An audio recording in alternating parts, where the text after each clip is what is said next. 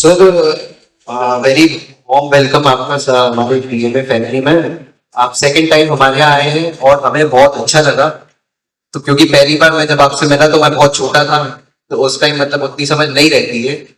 But अब जब मैं आपसे मिल रहा हूँ तो मैं आपके ऑरा जो आज के जेंजी में बहुत ज्यादा चलता है उसको फील कर पा रहा हूँ। तो फर्स्ट टाइम जब आपने एंट्री ली तो वो जो अभी सबसे ज्यादा वायरल सॉन्ग है उस पर ली, वो बहुत ही शानदार सॉन्ग है।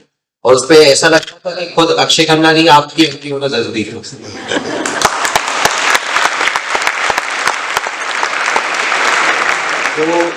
एक आपकी जो एज अभी हम लोग ने, मैं जब आपसे मिला वहां पे जहाँ पे आपका भी जो प्रोग्राम चल रहा है थिएटर का, तो मैंने आपकी उसके बाद एज देखी। हाँ जी, एज देखी मैंने आपकी 70 ईयर्स के आप हैं।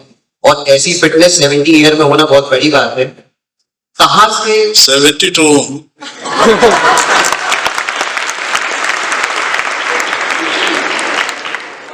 तो कहाँ से आपको, आपने पहली बार कब सागर को छोड़ा था? कहते हैं हम, जैसे हम सागर से जाते हैं बाहर पढ़ने, तो कब आपने सागर को पहली बार छोड़ा और आपका क्या ब्रेक थ्रू पॉइंट था जो आपकी पहली मूवी हो जहां आपने इतने बड़े बड़े एक्टर्स के साथ काम किया, और कैसा एक्सपीरियंस था आपका? सभी बच्चों को ढेर सारा प्यार।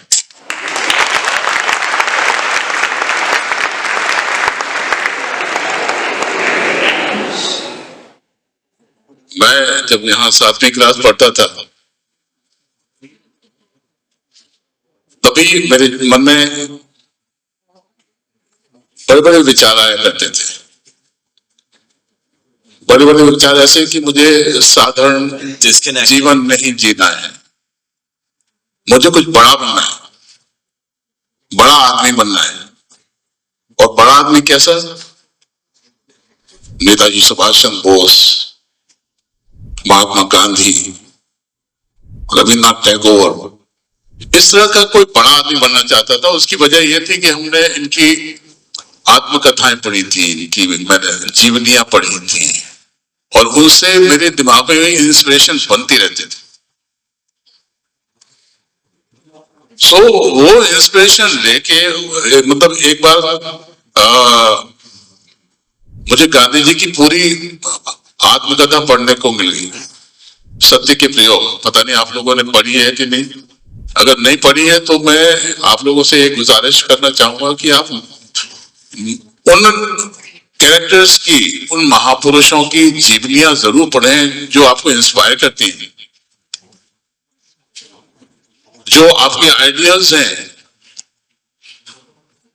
उन आइडियल्स के बारे में ज्यादा डिटेल में पढ़ने के लिए आपको उनकी जीवनी में जाना पड़ेगा, आपके उनकी लाइफ में जाना पड़ेगा, उनके लाइफ के स्ट्रगल में जाना पड़ेगा कि उन्होंने अपना नाम इतना बड़ा कैसे बना लिया कि आज हम उनके बारे में पढ़ रहे हैं, दुनिया उनके बारे में पढ़ रही है।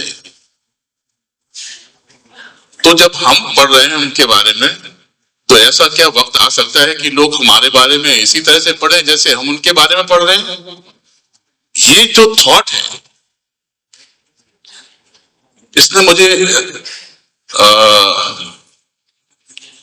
मुझे इंस्पायर किया कि मुझे साधारण आदमी नहीं बनना चाहिए, मुझे साधारण लाइफ नहीं गुजारनी। जैसे कि एक सिस्टम है हमारे खासतौर से छोटे शहरों में कि पढ़ाई का समय आए तो आपने पढ़ाई कर ली, ग्रेजुएशन तक पढ़ाई कर ली, उसके बाद आपने थोड़ा स्ट्रगल किया और आपने नौकरी कर ली, और अगर आपको सरकारी नौकरी मिल गई तो समझ लो कि आपका जीवन कंप्लीट हो गया।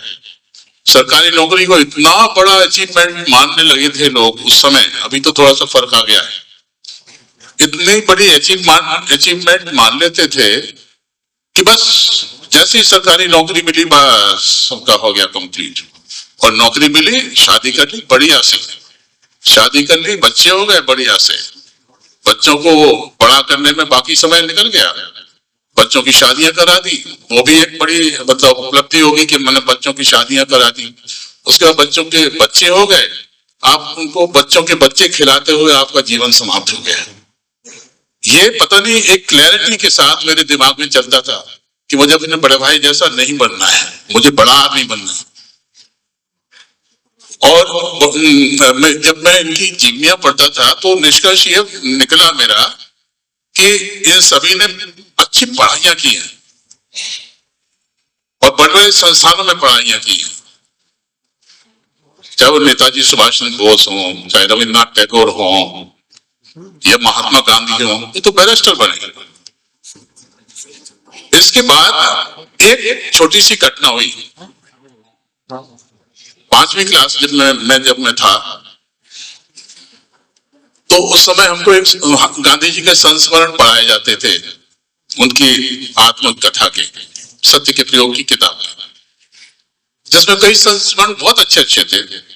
उनमें एक संस्मरण था कि उनको बैरिस्टरी की पढ़ाई करनी थी लंदन में। बहुत सारे जो रिच लोग होते थे वो अपनी पढ़ाई हिंदुस्तान में थोड़ी बहुत करके बाकी पढ़ाई लंदन में किया करते थे, और लंदन में बैरिस्टरी की पढ़ाई बहुत ही एक बड़ी उपलब्धि मानी जाती थी। तो गांधी जी, वो संस्मरण था कि गांधी जी ने उनका बहुत मन था कि वो लंदन में जाके पढ़ाई करें और बैरिस्टरी करें।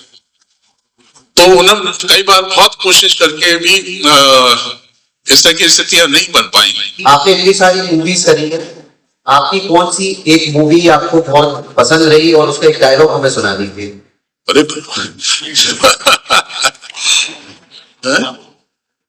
अरे वैसे बहुत सारे मेरे सारे कैरेक्टर्स ऐसे हैं जो कहीं ना कहीं मुझसे फेमस है, बच्चों को मालूम भी रहे।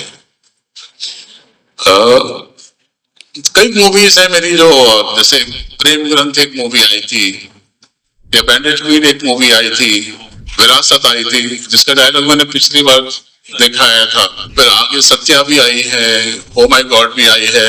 ओ माय गॉड कुछ ज्यादा जानते हैं ना आप लोग। ओ माय गॉड का मैं डायलॉग सुनाता हूँ, तो आपने देखी होगी फिल्म। अदालत का सीन है, परेश रावल पूछताछ कर रहे हैं, मैं कटघरे में खड़ा हूँ, पूछताछ कर रहे हैं कि वो जो आपके मंदिर है ना, जो दुकानें हैं ना आपकी, जिसमें आप भरपूर अपने थॉट बेचते हैं, हम पैसा कमाते हैं, लोगों से पैसा लेते हैं, ये दुकान और ये जो पत्थर आपने लगा रखे हैं मंदिर में, इस तरह से बात कर रहे हैं। शंकर शिवलिंग के बारे में इस तरह से बात कर रहे हैं, मंदिर को दुकान बोल रहे हैं। इस तरह से सुनते सुनते ये कैरेक्टर रिएक्ट करता है। तो जब वो प्रश्न करते हैं कि ये जो दुकान है आपने जो लगा रखी है, और दुकान में ये जो पत्थर लगा रखे हैं, ये क्या आपको ठीक लगता है? तो वो एकदम गुस्सा हो जाता है। तो ये क्या दुकान लगा रखा है, जैसे मंदिर कहते हैं, मंदिर। और मंदिर में लोग अपने परिवार की सुख शांति के लिए अपनी इच्छा से पैसा चलाते हैं। तूने एक सत्य संत का अपमान किया है। आपको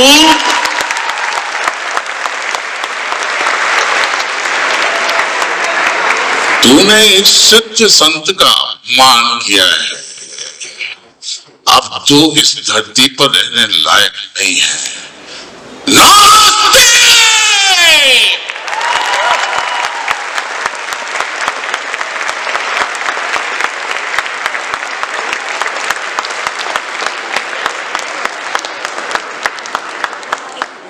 थैंक यू वेरी मच बच्चों।